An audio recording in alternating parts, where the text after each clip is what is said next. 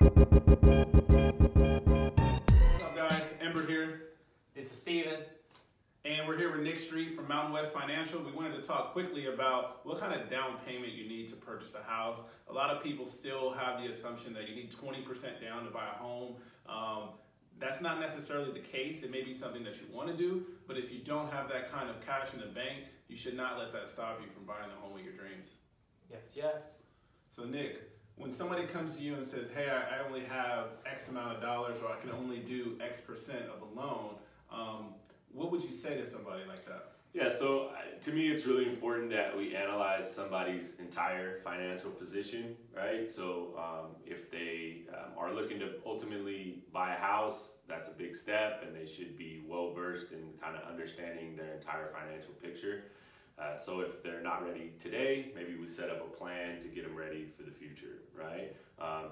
Your point is really important, that there's a misconception out there that people think they need more money than they actually do, right? Mm-hmm. So a first-time home buyer on a conventional loan actually only needs 3% of the purchase price. When you say conventional loan, what does that mean? So you have both conventional loans and you have government loans, okay, right? So a conventional loan is backed by Fannie Mae or Freddie Mac. And a government loan is either going to be an FHA loan backed by the Federal Housing Administration, or a VA loan, right, which is for veterans, or USDA, which is more rural loans. So both USDA and VA actually have 100% financing options available, and FHA requires a minimum down payment of 3.5% of the purchase price. Now, I would never tell a client for them to decide on their own which loan program they want to apply for, right? It's better to talk to your loan professional and have them kind of guide you and educate you in, as to which loan program works best for your individual situation. So the 3% down sounds really nice to me. Yeah. Right? What's the catch around that? Like, can you tell us, like? So there's really no catch, and to be honest, there's repeat buyers can buy with 3% in certain circumstances now with conventional loans. If you can't buy with 3, you can buy with as low as 5. So you can own 3 homes yourself and want to buy a 4th home as your primary residence, and you can buy with as little as 5% down on a conventional loan. Now the catch per se is that, anytime you put less than 20% down on a conventional mortgage, you would have private mortgage insurance. Got it. Right? So that number is just like an interest rate. It's determined based upon your individual qualifications. So the amount you have down, your credit score, your debt to income ratio, all of those will factor into how much you end up paying per month on the mortgage insurance. But I can tell you, from the majority of conversations I have, it's far less than people think.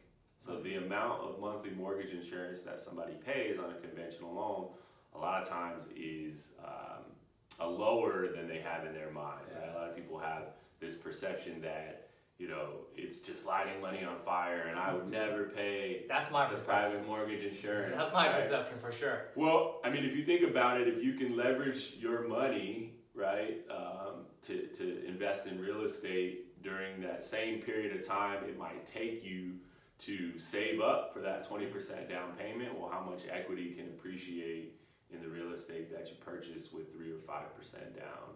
Oh, that's an awesome point. Awesome point. I just had one quick question. Is it harder to qualify for FHA versus a conventional loan? So it's a good question, and no. It's different in some aspects. So conventional is going to be a little bit more stringent on an individual borrower's qualifications, but a little more lenient on a property condition. Okay. And FHA is kind of vice versa. So FHA is going to be a little bit more lenient on an individual borrower, but more stringent on a property. So certain, like if you had a home with a little bit of deferred maintenance, maybe some health and safety concerns, you wouldn't want to use an FHA loan, right? There's going to be more that a seller is going to be required to fix. And on a conventional loan, there's going to be more leniency on, letting that go in its current condition. I had a friend who actually had a situation where they put 10% down, and they didn't have any PMI. And I was like, is that even possible? That is possible.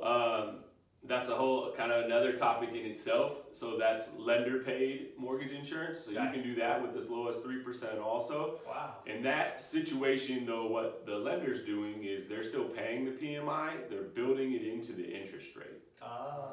So you're gonna have a larger interest rate over, you know, the period of time, but you're not gonna have PMI up front. Now, some of that is, again, just the plans depends upon an individual buyer's financial situation and what their goals are.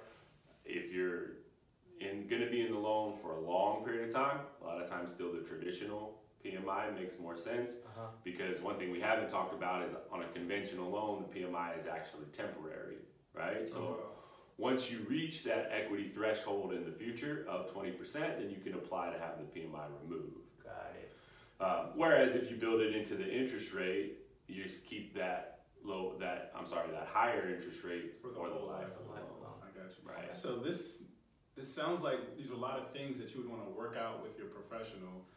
So if I had a client or Steven had a client, could we come to you and talk about the different scenarios, and could you run the numbers for us? Absolutely, yeah. I mean that's what we do all day long, right? Is analyze somebody's ability to buy, and first of all, just determining if, again, it is the right time for somebody to buy a house.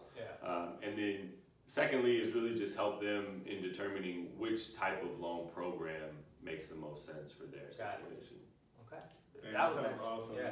That was very helpful. I appreciate that. Yeah, I mean, I learned some tips. All right. So that's it for today. I'm Steven and this is Embert, and we're out.